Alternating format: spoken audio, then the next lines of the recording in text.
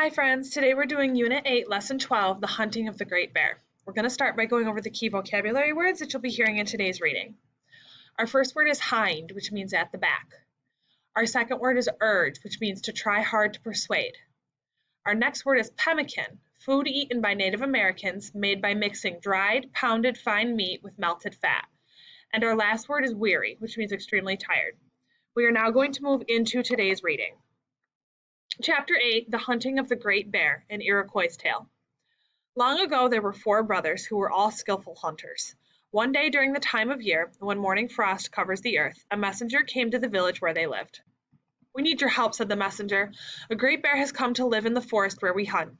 It also comes into our village at night." The 4 hunters did not say a word. Instead, they gathered up their spears and called to their dog. Then, with the messenger, they set off for the village. On the way to the village, they noticed that the forest was very quiet. They also noticed deep scratches on the trunk of a pine tree. The scratches had been made by the great bear as it reared up on its hind legs. It had done this to mark its territory. The tallest brother raised his spear to try to touch the highest scratch marks, but he could not. The 4 brothers examined marks left by the great bear. "Ah, it is as we feared," he said. "The great bear is Nyaguahe. This bear has magic powers," said the second brother fearfully. "Don't worry," said the tallest brother. "The bear's magic will not work on us if we find its tracks first." "Yes, that is true," said the third brother. "If we find Nyaguahe's tracks and begin to follow him, then it must run from us." "This sounds like hard work," said the fourth brother, who was both chubby and lazy. "Do we have any food?" he asked. His brothers ignored him. As the brothers and the messenger entered the village, they were struck by an eerie silence. Only the village leaders was there to greet them. "We have come to help you," said the first brother. "Do you have any food?" asked the fourth brother. "Pay no attention to him," urged the oldest brother. "We will find this great bear." "I wish you luck," said the village leader. "When we follow the great bear's tracks, they disappear." This is the 4 brothers listening to the village leader. "Do not worry," said the second brother. "Four Eyes can track anything, anywhere." Four Eyes licked his master's hand. Four Eyes had 2 black circles on his head, one above each eye. "Let's go," said the first brother. "What? No food?" exclaimed the fourth brother as he ran behind the others. The 4 brothers followed Four Eyes. Four Eyes sniffed the ground. They could all sense that Nyaguahe's was close by. It was important that they found its tracks before it began to follow them. The fourth brother, who by now felt very hungry, took out his pemmican pouch. He opened the pouch and reached in. Instead of food, he found nothing but worms. Nyaguahe had transformed the food into worms. Meanwhile, like a monstrous ghost, Nyaguahe moved through the forest, planning to creep up behind them.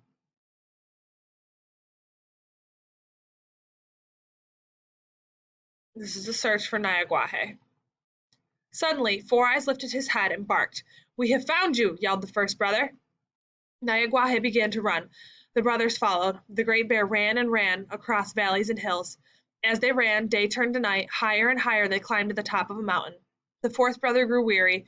He pretended to fall and injured his ankle. "You must carry me," he said. 2 of the brothers lifted him up while the other one carried his spear. The great bear began to tire. So did the brothers. Eventually, Four Eyes got close enough to the bear to tip its tail. "You can put me down now," said the fourth brother, who was nicely rested. Chasing Nyaguahe higher and higher. The brothers put him down. Immediately he sprinted off in front of his brothers. Minutes later, the fourth brother was close enough to the bear to kill it with his spear. When the 3 brothers caught up with him, he had already built a fire and was cutting up the meat. "Sit down. I hope you are as hungry as I am," said the fourth brother, smiling. Together the brothers cooked and ate the meat of the great bear. "Brothers," said the first brother, staring down at his feet, "we are not on a mountain. We are high up in the sky." He was right. The great magical bear had led them up into the heavens. The 4 brothers realized they are high up in the sky. Suddenly, Four Eyes began to bark. "Look," said the second brother. The 4 brothers stared at what was left of Nyaguahe's body. The great bear was coming back to life. As they watched, it began to run away. Four Eyes took off after it. "Let's go," said the first brother. The brothers reached for their spears and ran after the great bear. They chased it across the sky. And so it remains each autumn the brothers chase the bear across the sky. When they catch it, they kill it. As they cut up the meat, blood drips down to earth and colors the leaves of the maple tree red. As they cook the bear, fat drips down and makes the grass pale and lifeless.